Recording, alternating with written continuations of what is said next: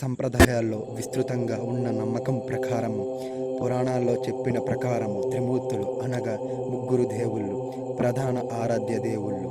వారు బ్రహ్మ సృష్టికర్త, విష్ణువు సృష్టిపాలకుడు, మహేశ్వరుడు సృష్టి లయకారుడు.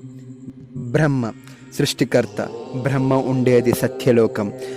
బ్రహ్మ 4 ముఖముల నుండి 4 వేదాలు ఉద్భవించాయి. బ్రహ్మకు పత్ని సరస్వతి, చదువుల దేవత. విష్ణువు నాభిలోని పద్మం నుండి బ్రహ్మ జన్మించాడు కనుక బ్రహ్మకు విష్ణువు జనకుడు.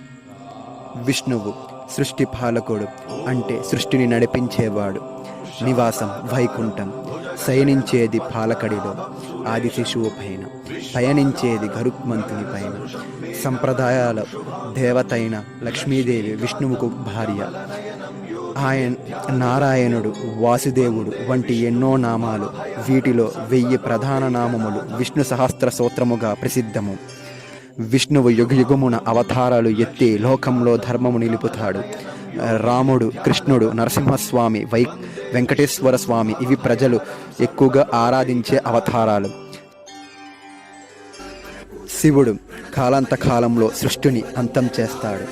ఉండేది కైలాసం. వాహనం నంది, త్రినేత్రుడు, తలపై గంగ, మెడలో సర్పము. శివుని ఇల్లాలు పార్వతి, జగజ్జనని.